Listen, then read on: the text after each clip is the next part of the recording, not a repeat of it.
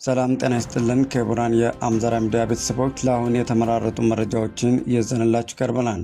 በደቡብ ጎንደር ዞን በመከላከያ ሰራዊትና በፋኖ ታጣቂዎች መካከል አዲስ ግጭት መከሰቱ ተሰማ። በደቡብ ጎንደር ዞን ከደብረ ታቦር ወደ ስማዳ በሚወስድ መስመር በኢትዮጵያ መከላከያ ሰራዊትና በፋኖ ታጣቂዎች መካከል በነበረ ግጭት የሰው ሕይወት መጥፋቱንና የንብረት ጉዳት መድረሱ ታውቋል። በከባድ የሙስና ወንጀል የሚፈለጉት 4 ተከሳሾች ችሎት ሳይቀርቡ መቅረታቸው ተነግሯል። በዝርዝር እናየዋለን። ዩናይትድ አረብ ኤሚሬት አብይ አህመድን ጨምሮ አሸባሪዎችን በመደገፍ በምስራቅ አፍሪካ እያተራመሰች መሆኑን አንድ የጀርመን ተቋም አጋለጠ።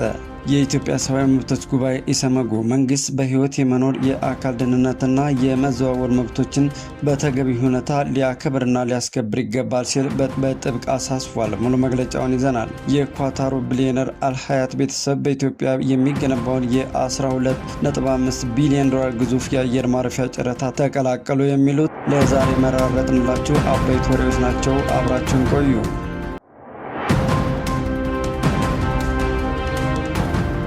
በደቡብ ጎንደር ዞን በመከላከያ ሰራዊትና በፋኖ ታጣቂዎች መካከል አዲስ ግጭት መከሰቱ ተገለጸ። ግንቦት 9 ቀን 2018 ዓ.ም የመከላከያ ሰራዊት የጦር ክፍል ተጨማሪ የሰው ኃይሎችና ሎጂስቲክ በማጓጓዝ ላይ ያለ ስማዳ አካባቢ ሲደርስ በፋኖ ታጣቂዎች ጥቃት እንደተሰነዘረበት ተመልክቷል። የፋኖ ጦር ክፍል በሰነዘረው በዚህ ጥቃት ዙ 23 የተሰኘ ከባድ መሳሪያ ጥቅም ላይ መዋሉ ተገልጿል። በዚህም ምክንያት ማዶዬ በተባለ ስፍራ አንድ የሰራዊቱ ኤፍኤስአር የጭነት ተሽከርካሪ ሙሉ በሙሉ መውደሙ ታውቋል። በቦታው በነበረው የተኩስ ልውውጥ ሳቢያ በሁለቱ ወገኖች ላይ የሰው ሕይወት መጥፋትና መቁሰል እየደረሰ ሲሆን በወቅቱ የነበረውን ሁኔታ የሚያሳዩ ምስሎች በማህበራዊ ሚዲያ እየተሰራጩ ይገኛሉ። የፋኖ ታጣቂዎች ከግጭቱ በኋላ በርካታ የመንግስት የጦር መሳሪያዎችንና ቁሳቁሶችን በቁጥጥር ስር መዋላቸውን ገልጸዋል። 5 የመከላከያ ሰራዊት አባላት በምርኮ መያዛቸው እንዲሁም 6 የክላሽንኮቭ ጠመንጃና 1 ብሬን፣ 1 ስናይፐርና 4 የኤፍ1 የእጅ ቦምብን መማረካቸውን እንዲሁም ከ1200 በላይ ልዩ ልዩ ጥይቶችን በቁጥጥር ስር መዋላቸውን አስታውቀዋል። ስለተከሰተው ግጭትና ስለደረሰው ጉዳት መጠን ከመንግስትም ሆነ ከመከላከያ በኩል እስካሁን የተሰጠ ይፋዊ መግለጫ የለም። በአካባቢው አሁንም ውጥረት መኖሩ የጸጥታ ሁኔታው አሳሳቢ መሆኑ ተገልጿል። በከባድ የሙስና ወንጀል የሚፈለጉት 4 ተከሳሾች ችሎት ሳይቀርቡ ቀሩ። ፖሊስ በከባድ የሙስና ወንጀል እንደሚፈልጋቸው ማስታወቂያ ወጣባቸው ወይዘሮ በረከት ወርቁ ወይም በረከት ገበሬዋን ጨምሮ 4 ሰዎች ችሎት ሳይቀርቡ መቅረታቸው ተገልጿል። የፌዴራል ከፍተኛ ፍርድ ቤት ልደታ ምድብ 3ኛ የሙስና ጉዳዮች ወንጀል ችሎት በገበያ ላይ የነዳጅ እጥረት እንዲከሰት አድርገዋል በተባሉ የኢትዮጵያ ነዳጅና ኢነርጂ ባለስልጣን ምክትል ዋና ዳይሬክተርና የኢትዮጵያ ነዳጅ አቅራቢ ድርጅት ዋና ዳይሬክተርን ጨምሮ በ13 ግለሰቦች ላይ የቀረበውን የክስ መቃወሚያ ለማሰማት ለትናንት ቀጠሮ ይዞ ነበር። ይህ የክስ መዝገብ ተከሳሾች ስልጣናውን አላግባብ በመጠቀም በሀገር አቀፍ የነዳጅ አቅርቦት ስርጭት ላይ ከፍተኛ ችግር ማስከተላቸውን ያመለክታል። ግለሰቦቹም ከመመሪያ ውጭ የነዳጅ ግዢና አከፋፋይነት ፈቃድ በመስጠት በመቶ ሺዎች የሚቆጠሩ ሊትር ናፍጣ በኮንትሮባንድ እንዲሸጥ በማድረጋቸውና ከጅቡቲ የሚመጣው ድጎማ የተደረገበት ነዳጅ ከቁጥጥር ውጪ በማድረግ ተወንጅለዋል። በዚህ ህገወጥ ተግባራት ምክንያትም በመንግስት ላይ 10 ሚሊዮኖች የሚቆጠር የገንዘብ ጉዳት የደረሰ ሲሆን ከ1.9 ሚሊዮን ሊትር በላይ ነዳጅ ለታለመለት ዓላማ ሳይውል እንዲባክን ማድረጋቸውንም በክሱ ተመላክቷል። ችሎቱ በትናንትናው ውሎ የቀረቡ ተከሳሾችን የክስ መቃወሚያ አድምጧል። ሆኖም በክስ መዝገቡ ከ6 እስከ 10ኛ ተከሳሽ የሆኑት አቶ ጌታቸው አሞኘ፣ ወይዘሮ በረከት ወርቁ፣ አቶ አቡሻ አየለና አቶ ይልቃል የኔሰው ሳይቀርቡ ቀርተዋል። ፍርድ ቤቱ ክስ መቃወሚያ ላቀረቡ ተከሳሾች ብይን ለመስጠትምና ያልቀረቡ ተከሳሾች ፖሊስ አፈላልጎ እንዲያቀርብ ለመጠየቅ ለሰኔ 1 ቀን 2018 ዓ.ም ተለዋጭ ቀጠሮ ሰጥቷል። ተከሳሾቹ በቀጠሮ ቀን የማይቀርቡ ከሆነ ፖሊስ ያልቀረቡበትን ምክንያት እንዲያስረዳ ትዕዛዝም አስተላልፏል። በሌላ በኩል ይፈልጋሉ ከተባሉት መካከል ወይዘሮ በረከት ወርቁ በአሁኑ ወቅት በአየርላንድ ሀገር እንደሚገኙ በማህበራዊ ሚዲያ በሚሰራጩ ተንቀሳቃሽ ምስል እየገለጹ ይገኛሉ። ዩናይትድ አረብ ኤሚሬትስ አብይ አህመድን ጨምሮ አሸባሪዎችን በመደገፍ ምስራቅ አፍሪካን እያተራመሰች መሆኑን አንድ የጀርመን ተቋም አጋለጠ።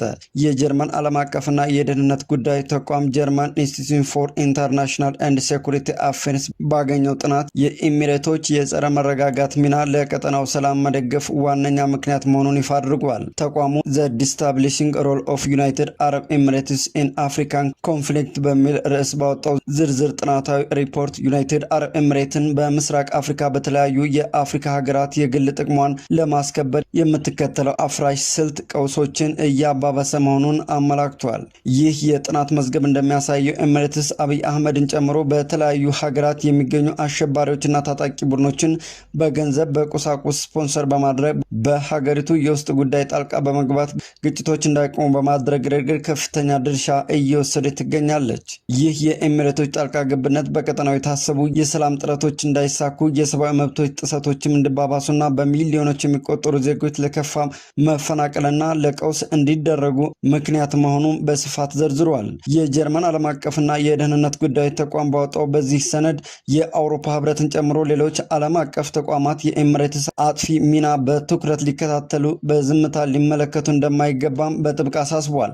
ሪፖርቱ አክሎም እነዚህን ተቋማት በኤሚሬትስ ላይ ጠንካራ የቁጥጥር ስልቶችን ተግባራዊ በማድረግ የቀጠናውን ትርምስ ለመግታት መስራት እንዳለበትም መክሯል። ኤሚሬትስ በዲፕሎማሲ ሽፋን የምታከናውነው ይህ አፍራሽ ተግባር የምስራቅ አፍሪካ ሀገራት ወደማያቋርጥ የፖለቲካና የጸጥታ ቀውስ እየከተታቸው መሆኑን ደጋግመን መግለጻችን የሚታወስ ሲሆን አሁን ላይ ዓለም አቀፍ የጥናት ተቋማት ጉዳይን በማስረጃ ማረጋገጥም ተመላክቷል።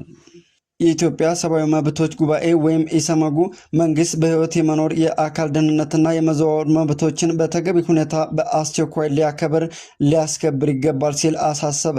የሰብአዊ መብቶች ጉባኤ በቅርቡ በአማራ ክልል በአዲስ አበባ ከተማ አስተዳደር እንዲሁም በቤኒሻንጉል ጉሙዝ ክልል ውስጥ የዜጎችን የመኖር በአካል የመጠበቅና በነጻነት የመዘዋወር መብቶች ላይ ያነጣጠሩ እጅግ አደገኛና አሳሳቢ ክስተቶች በተመለከተ ተጨባጭ መረጃዎችን ማሰባሰቡን አስታውቋል። ይህ መግለጫ መንግስት በሀገሪቱ ህገ መንግስትና በተቀበለቻቸው ዓለም አቀፍ ስምምነቶች መሰረት የዜጎችን ደህንነት የማክበርና የማስከበር ቀዳሚ ኃላፊነቱን በተገቢ ሁኔታ መወጣት እንዳለባት በድጋሜ በጥብቅ የሚያሳስብና የቀይ መስመር ማስጠንቀቂያ የሰጠበት ነው።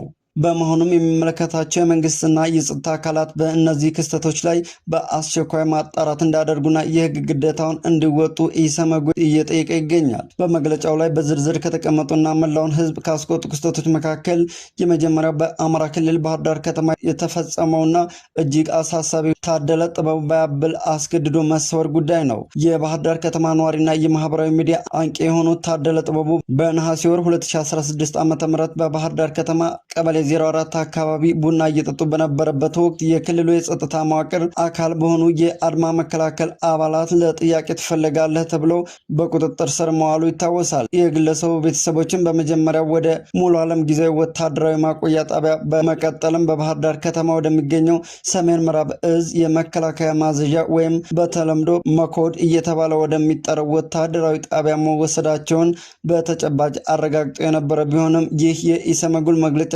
እስከወጣበት ዕለት ድረስ ግን ግለሰቡ ከ20 ወራት በላይ የት እንዳሉ በምን ሁኔታ ላይ እንደሚገኙ ሳይታወቅ ከቤተሰባቸውም ሆነ ከህዝብ እይታ ውጪ ተደርገው ተሰውረዋል። ይህ ሁኔታ ሰዎችን አስገድዶ የመሰወር አሰቃቂ ወንጀል መሆኑና በመንግስት መዋቅር ውስጥ መፈጸሙ እጅግ የሚያስደነግጥ መሆኑን ዘገባው ያመላክታል። ሌላው እጅግ አሳዛኝና የህግ አስከባሪዎችን ስነ ምግባር ጥያቄ ውስጥ የከተተው ክስተት ደግሞ የተመዘገበው እዚሁ አዲስ አበባ ውስጥ በጉለሌ ክፍለ ከተማ ነው። በቅርቡ በጉለሌ ክፍለ ከተማ ሽሮ ሜዳ አካባቢ በሚገኘው አንድ ፖሊስ ጣቢያ ደጃፍ ላይ ከህግ አስከባሪ ፖሊስ አባል በተተኮሰ ጥይት አቶ ተገኘ ባልቻ የተባሉ የአካባቢው ነዋሪ ወዲያውኑ የተገደሉ መሆኑን ኢሰመጉ በአካባቢው ካሰባሰባቸው መረጃ ለማረጋገጥ ችሏል። ይህ የኃይል አጠቃቀምና በንጹሐን ዜጎች ላይ የሚወስደውን የጥይት እርምጃ እጅግ አሳሳቢና ህገወጥ በመሆኑ የህግ አስከባሪ አካላት ይህን ድርጊት በአፋጣኝ በግልጸኝነትና በገለልተኝነት አጣርተው ውጤቱን ለህዝቡ ይፋ ሊያደርጉ እንደሚገባም የኃይል አጠቃቀሙን ህጋዊነት ሊመረምሩ እንደሚገባም በጥብቅ ጠይቋል። በተመሳሳይ ሁኔታ በቤኒሻንጉል ጉሙዝ ክልል ጉባ ወረዳ ውስጥ በንጹሐን መንገደኞች ላይ የተፈጸመው ጥቃት ደግሞ የሀገሪቱ የጸጥታ መላላት በግልጽ የሚያሳይ ሌላው የደም መፋሰስ ክስተት ሆኗል። በቅርቡ በክልሉ ከአሶሳ ከተማ ወደ ግልገል በለስ ከተማ በመጓዝ ላይ በነበሩ የህዝብ ማመላለሻ ሌሎች በአካባቢው ለስራ ይንቀሳቀሱ በነበሩ ተሽከርካሪዎች ላይ በጉባ ወረዳ በተለምዶ የአፍሪካ እርሻ ልማት ተብሎ በሚጠራው አካባቢ ማንነታቸው ባልታ ባልታወቁ ታጣቂዎች ዘግናኝ ጥቃት ተፈጽሟል። በዚህ ጥቃትም በርካታ ንጹሃን መንገደኞች ሕይወታቸውን በአሰቃቂ ሁኔታ ያጡ ሲሆን ቁጥራቸው በውል ያልታወቁ ሰዎች ደግሞ ቆስለው በአካባቢው በሚገኙ ጤና ጣቢያዎችና ሆስፒታሎች ውስጥ በሕክምና ላይ ይገኛሉ። የተወሰኑት ደግሞ ለተጨማሪና ለከፍተኛ ሕክምና ወደ አሳፓዊ ሆስፒታሎች በሪፈር ተልከው እየተረዱ ሲሆን ኢሰመጉ ትክክለኛውን የሟቾችና የተጎጂዎች ቁጥር የማጣራት ስራውንም አሁንም በቀጣይነት እየሰራ እንደሚገኝ ጠቁሟል። የፌዴራል ሕገ መንግስት በአንቀጽ 14፣ 15፣ 16 እና 17 እንዲሁም 32 ላይ ማንኛውም ሰው ሰብአዊ በመሆኑ የማይደፈርና የማይገሰስ በህይወት የመኖር የአካል ደህንነትና የነጻነት መብት እንዳለው እንዲሁም በነጻነት የመዘዋወር መብት በህግ እንደተረጋገጠለት በግልጽ ይደነግጋል። ከዚህ በተጨማሪም ኢትዮጵያ የተቀበለቻቸው ዓለም አቀፍ የሰብአዊ መብቶች መግለጫ፣ የሲቪልና የፖለቲካ መብቶች ዓለም አቀፍ ቃል ኪዳን እንዲሁም የአፍሪካ የሰዎችና ህዝቦች መብቶች ቻርተር መንግስት የዜጎች ደህንነት ከማንኛውም ጥቃት የመጠበቅ ፍጹም ግዴታ እንዳለበት ያስገድዳሉ። በተለይም የህግ አስከባሪ አካላት የተባበሩት መንግስታት የህግ አስፈጻሚ አካላት የኃይልና መሳሪያ አጠቃቀም መሰረታዊ መርሆችን ማክበር ያለባቸው ሲሆን ህይወትን የሚያጠፋ ከባድ ኃይል መጠቀም ያለባቸው ሌላ ምንም አይነት አማራጭ በጠፋበት እጅግ አስገዳጅ በሆኑ ሁኔታዎች ላይ ብቻ መሆኑን ማረጋገጥ ይኖርበታል ይላል።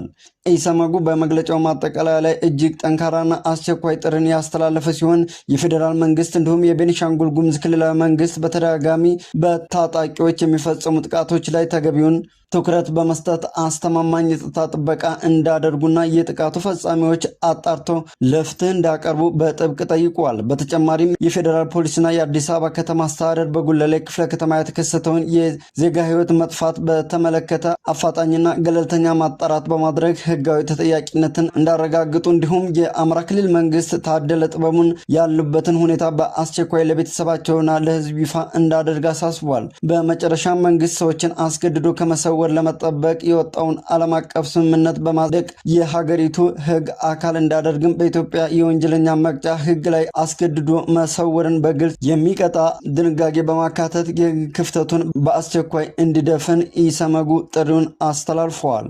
የኳታሩ ቢሊዮነር አልሀያት ቤተሰብ በኢትዮጵያ የሚገነባውን የ12.5 ቢሊዮን ዶላር ግዙፍ የአየር ማረፊያ ጨረታ ተቀላቀሉ። በኳታር ቢሊዮነር አልሀያት ቤተሰብ በባለቤትነት የሚተዳደረውና የፓወር ኢንተርናሽናል ሆልዲንግ ቅርንጫፍ የሆነው ዩሲሲ ሆልዲንግ ኢትዮጵያ ልትገነባው ባቀረበችው ግዙፍ ዓለም አቀፍ የአየር ማረፊያ ግንባታ ጨረታ ላይ መሳተፉ ተገልጿል። ብሉምበርግን ጨምሮ ዓለም አቀፍ የቢዝነስ ሚዲያዎች እንደዘገቡት ኩባንያው 12.5 ቢሊዮን ዶላር የሚፈጀውንና የአፍሪካ ትልቁን የአቪዬሽን ማዕከል የሚሆነውን ይህንን ፕሮጀክት በእጁ ለማስገባት ከሌሎች የባህር ሰላጤ ሀገራት ኢንቨስተሮች ጋር ጠንካራ ፍክክር ውስጥም ገብተዋል። ይህ አዲስ የአየር ማረፊያ ፕሮጀክት ኢትዮጵያ በአህጉሪቱ ያላትን የአቪዬሽን የበላይነት ይበልጥ ለማጠናከርና አዲስ አበባን ለዓለም አቀፍ አየር ትራንስፖርት ዋነኛ መናኸሪያ ለማድረግ መሆኑን ተመላክቷል። ከአዲስ አበባ በስተደቡብ ምስራቅ 40 ኪሎ ሜትር ርቀት ላይ በምትገኘው ቢሾፍቱ ከተማ አቅራቢያ የሚገኘው ይህ የአየር ማረፊያ 35 ኪሎ ሜትር ስፋት የሚሸፍንና 4 ግዙፍ ማኮብኮቢያዎችን የሚኖሩት ይሆናል። ፕሮጀክቱ በታቀደለት መሰረት ሙሉ በሙሉ ተጠናቆ ወደ ስራ ሲገባ በዓመት እስከ 100 ሚሊዮን መንገደኞችን የማስተናገድ አቅም እንደሚኖረው ይጠበቃል።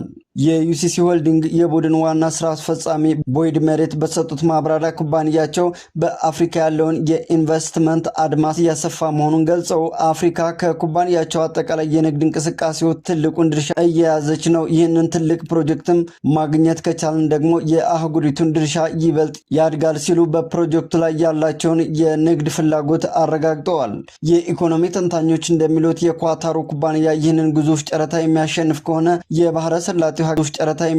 ከሆነ የባህረ ሰላጤው ሀገራት በኢትዮጵያ ላይ ያላቸውን ስትራቴጂያዊ ኢኮኖሚያዊ ፍላጎት ወደ ላቀ ደረጃ ያሸጋግራሉ። በተጨማሪም ፕሮጀክቱ የኢትዮጵያን የረጅም ጊዜ የአቪዬሽን ራዕይ ከማሳካት ባለፈ ሀገሪቱ ከዘርፉ የምታገኘውን የውጭ ምንዛሬ ገቢ በእጅጉ እንደሚያሳድግ ተመላክቷል። የተወደዳችሁ የአምዛራ ቤተሰቦች ስለተከታተላችሁ እናመሰግናለን። መልካም ቀን ይሁንላችሁ።